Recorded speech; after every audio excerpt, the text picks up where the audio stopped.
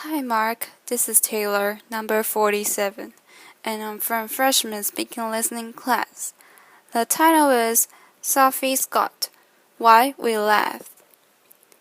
Hi, I'm going to talk to you today about laughter. And I just want to start by thinking about the first time I can ever remember noticing laughter. This is when I was a little girl. I would have been about 6. And I came across my parents doing something unusual, where they were laughing.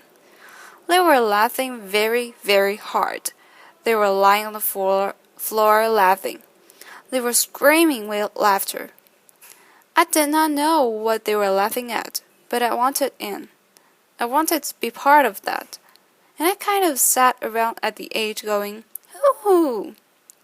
Now, incidentally, what they were laughing at was a song which people used to sing, which was based around signs in toilets on trains telling you what you could and could not do in toilets on trains.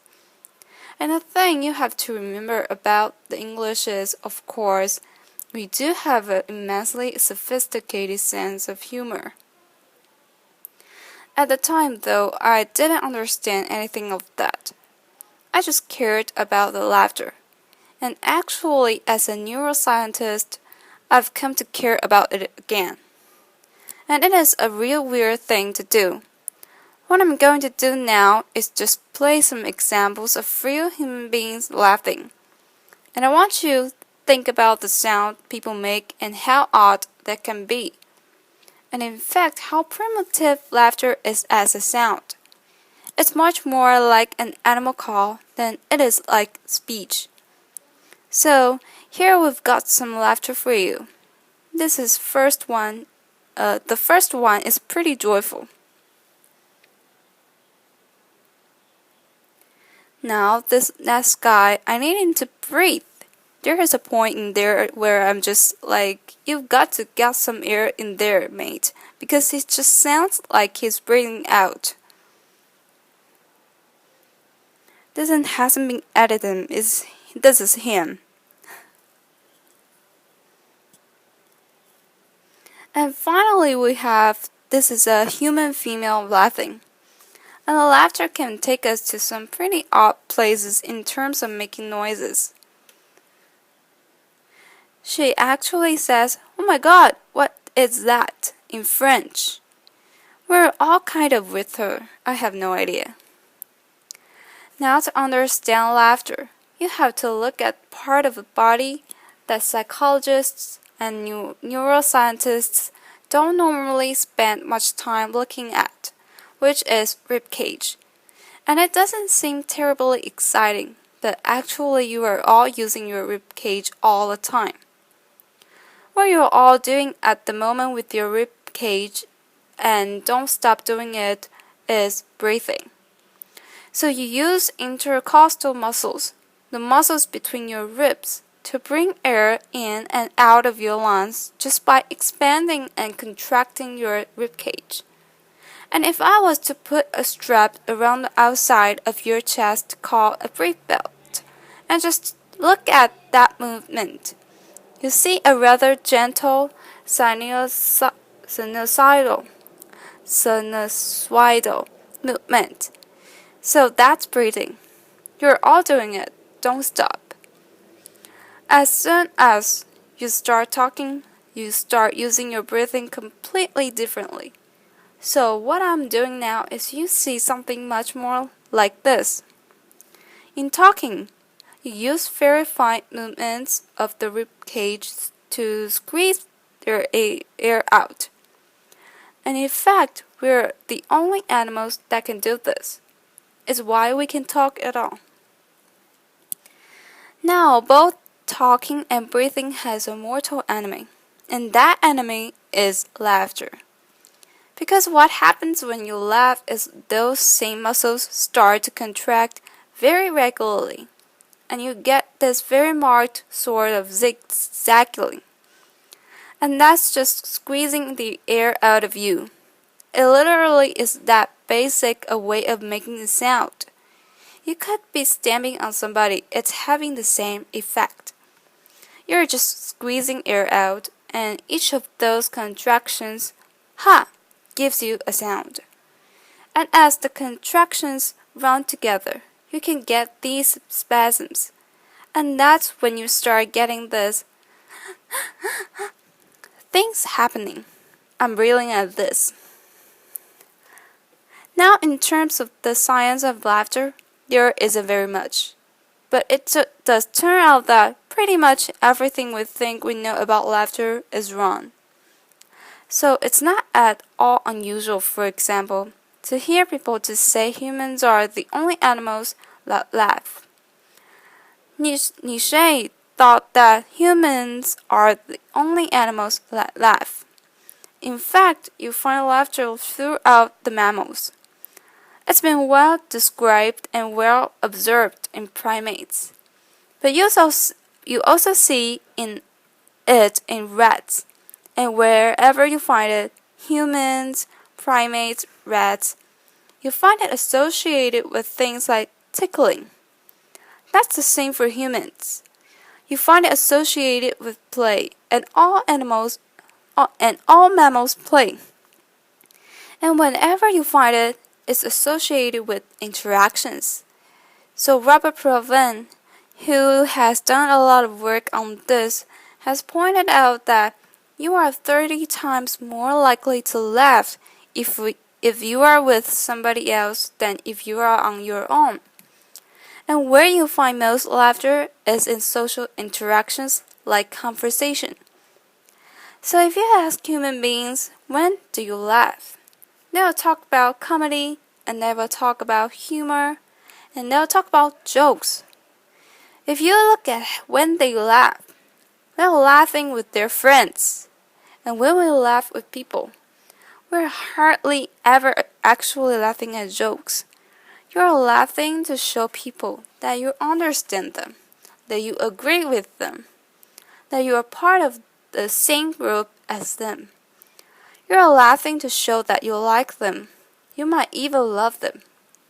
You're doing all that at the same time as talking to them. And the laughter is doing a lot of that emotional work for you. Something that Robert Proven has pointed out, as you can see here, and the reason why we were laughing when we heard those funny laughs at the start, and why I was laughing when I found my parents laughing, is that it's an enormously behaviorally contagious effect. You can catch laughter from somebody else, and you're more likely to catch laughter of somebody else if you know them. So it's still more modulated by this social context. You have to put up humor to one side and think about the social meaning of laughter, because that's where its origins lies. Now, something I've got very interested in is different kinds of laughter. And we have some neurobiological evidence about how human beings vocalize that suggests there might be two kinds of laughs that we'll have. So it seems possible that neurobiology for helpless, involuntary laughter, like my parents lying on the floor screaming about a silly song, might have a different basis to it than some of that more polite social laughter that you encounter, which isn't horrible laughter, but is a behavior somebody is doing as a part of their community act to you, part of their interaction with you. They are choosing to do this. In our evolution, we have developed two different ways of vocalizing. Involuntary vocalizations are part of an older system than the more voluntary vocalization like the speech I'm doing now. So we might imagine that laughter might actually have two different roots. So I've been looking at this in more detail. To do this, we've had to make recordings of people laughing, and we've had to do whatever it takes to make people laugh. And we got those same people to produce more post-social laughter. So imagine your friend told a joke, and you're laughing because you like your friend, but not really because the joke's all that. So I'm going to play you a couple of those. I want you to tell me if you think this laughter is real laughter or if you think it's posed. So, is this involuntary laughter or more voluntary laughter?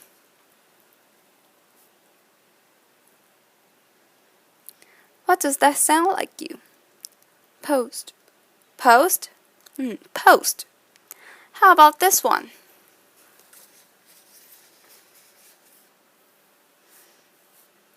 I'm the best. Not really, no. That was helpless laughter. And in fact, to record that, all they had to do was record me watching one of my friends listening to something I knew she wanted to laugh at. And I just started doing this. What you find is that people are good at telling the difference between real and posed laughter. They seem to be different things to us. Interestingly, you see something quite similar with chimpanzees. Chimpanzees laugh differently if they are being tickled than if they are playing with each other. And we might be seeing something like that here. Involuntary laughter, tickling laughter, being different from social laughter. They are acoustically very different. The real laughs are longer. They are higher in pitch. When you start laughing hard, you start squeezing air out from your lungs under much higher pressures than you could ever produce voluntarily. For example, I can never pitch my voice that high to sing. Also, you start to get these sort of contractions and weird whistling sounds, all of which mean that real laughter is extremely easy or feels extremely easy to spot. In contrast, post laughter, we might think it sounds a bit fake. Actually, it's not. It's actually an important social cue. We use it a lot. We are choosing to laugh in a lot of situations, and it seems to be its own thing. So, for example, you find nasality in post laughter, that kind of ha ha ha ha ha ha sound that you never get. You cannot do if you are laughing involuntarily. So they do seem to be generally these two different sorts of things. We took it into the scanner to see how brains respond when you hear laughter. And when you do this, this is a really boring exploration.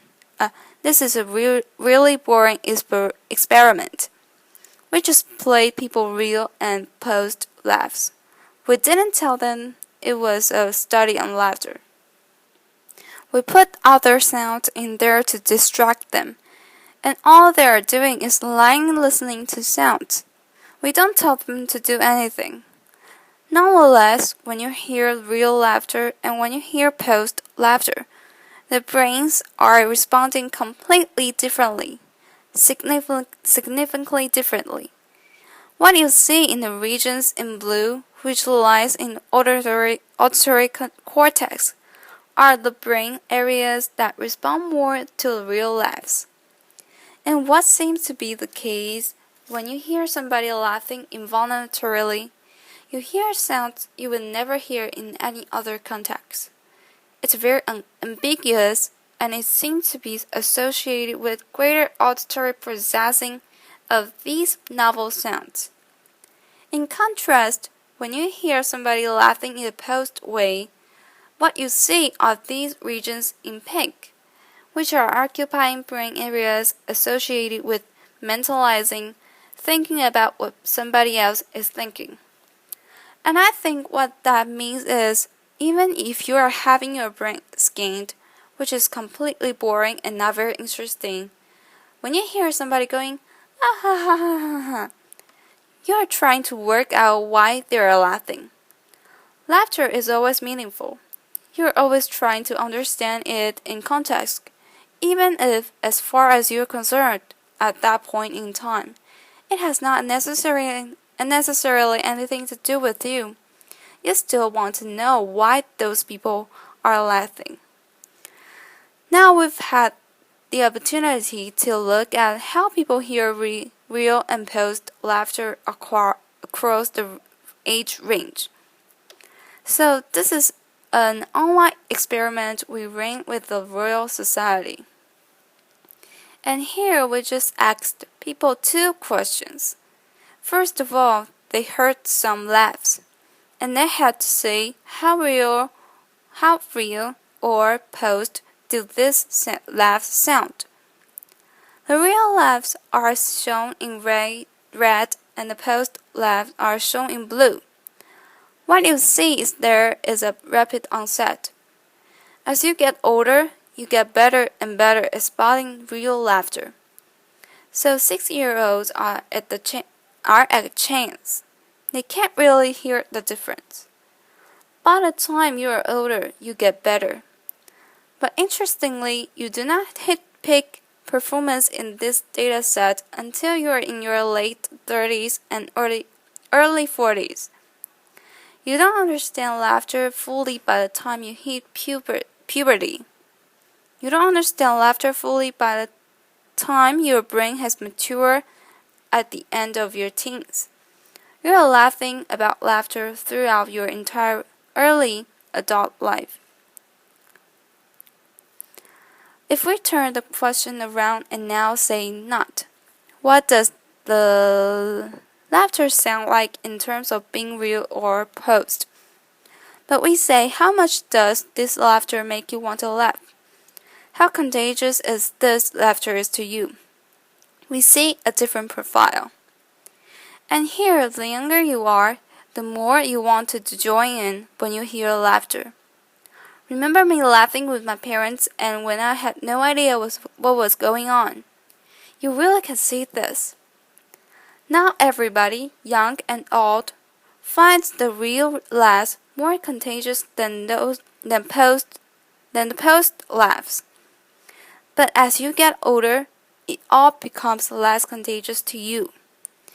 Now either we're all just becoming really grumpy as we get older, or it may mean that as you understand laugh better, and you are getting better at doing that, you need more than just hearing people laugh to want to laugh. You need the social stuff there.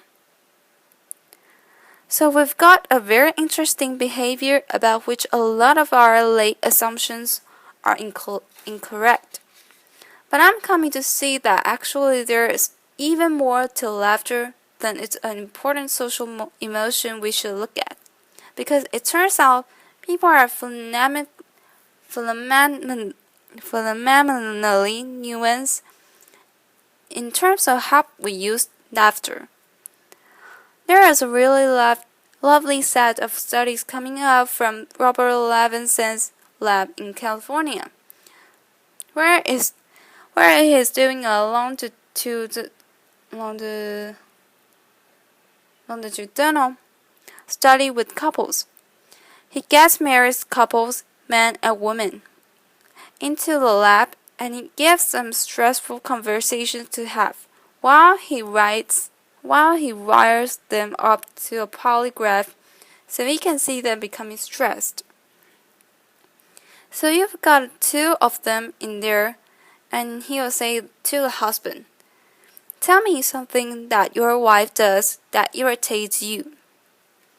And what you see is immediately just run that one through your head briefly, you and your partner. You can imagine everybody gets a bit more stressed as soon as that starts. You can see physically people become more stressed. What he finds is that the couples who manage that feeling of stress with laughter, positive emotions like laughter, not only immediately become less stressed, they can see them physically feeling better. They are dealing with this unpleasant situation better together. There are also the couples that report high levels of satisfaction in their relationship and they stay together for longer. So in fact, when you look at close relationships, laughter is phenomenally useful index of how people are regulating their emotions together. We're not just emitting it at each other to show that we like each other. We are making ourselves feel better together. Now, I don't think this is going to be limited to romantic relationships. I think this is probably going to be a characteristic of close emotional relationships, such as you might have with your friends, which explains my next clip, which is of a YouTube video of a young man in the former East Germany are making a video to promote their heavy metal band. And it's extremely mature, and the mood is very serious. And I want you to notice what happens in terms of laughter when things go wrong, and how quickly that happens, and how that changes the mood. He's cold, he's about to get wet, he's got swimming trunks on, got a towel, eyes. What might possibly happen? Video starts. Serious moved, and his friends are already laughing. And they are already laughing hard. He's not laughing yet. It's starting to go now, and now they're all off. They're on the floor. The thing I really like about that is it's all very serious until he jumps on to the ice. And as soon as he doesn't go through the eyes, but also there isn't blood and bone everywhere, his friends start laughing. And imagine if that had played with him, if that had played him out with him standing there going, "No, seriously, Henrik, I think this is broken." We would enjoy watching them. They will be stressful.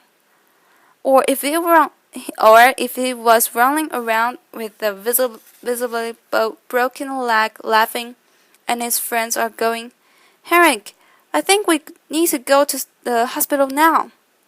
That also would be funny. The fact that the laughter works, it gets him from the painful, embarrassing, difficult situation into a funny situation, into what we're actually enjoying there. And I think that's a really interesting use, and it's actually happening all the time. For example, I can remember something like this happening at my father's funeral. We weren't jumping around on the ice in our underpants. We are not Canadians. These events are always difficult. I had a relative who was being a bit difficult. My mom was not in a good place. And I can remember finding myself just before the whole thing started telling this story about something that happened in a 1960s sitcom. And I just thought at the time, I don't know why I'm doing this. And what I realized I was doing was I was coming up with something from somewhere I could use to make her laugh together with me. It was a very basic reaction to find some reason we can do this. We can laugh together. We can get through this. We are going to be okay. And in fact, all of us doing this all the time. You do it so often, you don't even notice it. Everybody underestimates how often they laugh.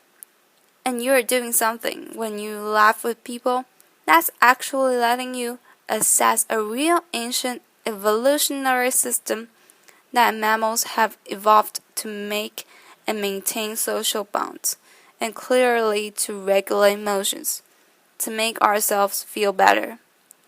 It's not something specific to humans. It's a really ancient behavior which really helps us regulate how we feel and make us feel better. In other words,